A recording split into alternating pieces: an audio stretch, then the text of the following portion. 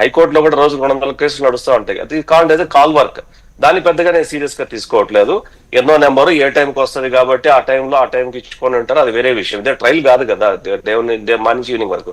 అయితే నా పాయింట్ ఏంటంటే, పర్మనెంట్ గా జగన్మోహన్ రెడ్డి రేపొద్దున హైకోర్టు ఇచ్చే ఆర్డర్తోనో లేదంటే సుప్రీంకోర్టుకి వెళ్ళి లేదు ఆయన ఖచ్చితంగా విచారణ హాజరు కావాలి అంటే హాజరు కాకుండా ఉండడానికి ఆడినటువంటి డ్రామాలో చేసినటువంటి కుట్రలో భాగంగా ఈరోజు తెలంగాణ పోలీసులు ఇంత హైప్ క్రియేట్ చేసి పర్యటనకి హంగామా సృష్టించారు. రేపొద్దున కావాలంటే చూడండి, మీరు హైకోర్టు కనుక లేదా సుప్రీంకోర్టు కనుక నువ్వు వెళ్లాల్సిందే ట్రయల్ నీ ప్రజెన్స్ అవసరం అంటే తెలంగాణ పోలీసులు మేము చేతులు ఎత్తేస్తే అప్పుడు ఏంటి పరిస్థితి? మేము ఇవ్వలేమంటే మేము చాలా ఈ మనిషికి ఇవ్వలేమో పక్క రాష్ట్రం నుంచి ప్రతిసారి వచ్చినటువంటి వ్యక్తి కంటే.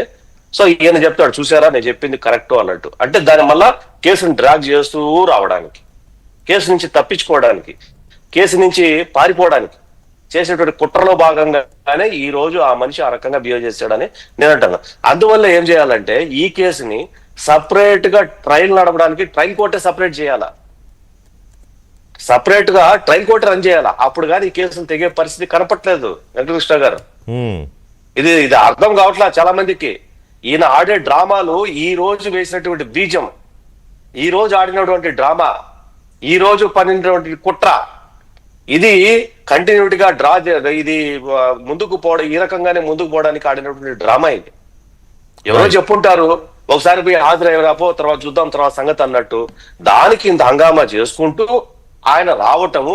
ఇంకోటి వెంకటకృష్ణ గారు, అసలు ఆయన తెలంగాణలో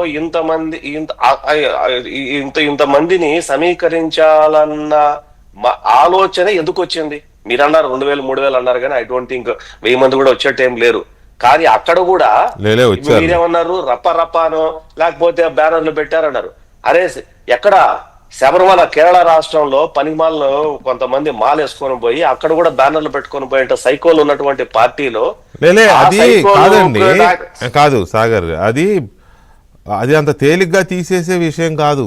వాళ్ళు శబరిమలలో వాళ్ళు వెళ్ళి అక్కడ చేయడాన్ని కానీ లేకపోతే ఇక్కడ వీళ్ళు ఇవాళ చేసింది కానీ అంత తేలిగ్గా తీసేయాల్సిన సైకోలే కదా, అది తీసేయాల్సిన విషయం కాదు. దీని వెనకాల కూడా తీయకూడదు. కరెక్ట్. ఎందుకంటే జగన్మోహన్ రెడ్డి గారు బేసిక్ గా హిందూ కాదు, ఆయన క్రైస్తవ మతాన్ని ఆచరిస్తాడు. సంతోషం, ఎవరి విశ్వాసాలు వాళ్ళకు ఉంటాయి. అయితే అయ్యప్ప స్వామి మాలలు వేసుకొని శబరిమల వెళ్ళి అక్కడికి వెళ్ళి జగన్మోహన్ రెడ్డి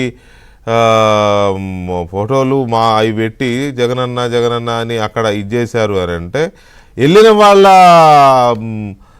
రిలీజియస్ కమిట్మెంట్ గురించి ఆలోచించాల్సిన అవసరం కూడా ఉంటుంది.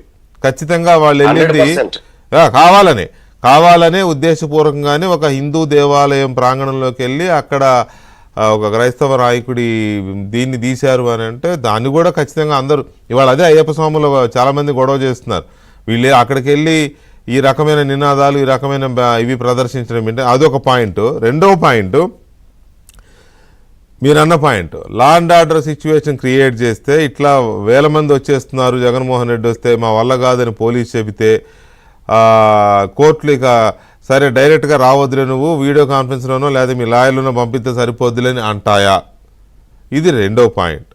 మూడో పాయింట్, వివేకానందరెడ్డి హత్య కేసు విచారణని ఏపీలో కాకుండా తెలంగాణకి ఎలాగైతే షిఫ్ట్ చేశారో, జగన్మోహన్ రెడ్డి అక్రమాస్తుల కేసుల విచారణని ఏపీ, తెలంగాణ, కర్ణాటకలో కాకుండా ఢిల్లీలోనో, తిహార్ జైలు అక్కడే కదా ఉండేది, ఢిల్లీలోనో ఇంకెక్కడో పెడితే బెటరా? ఎందుకంటే ఈ రకమైన బల ప్రదర్శనలు జరగకుండా ఉండడం. అవి కూడా చర్చిద్దామండి ఒక చిన్న బ్రేక్ తర్వాత.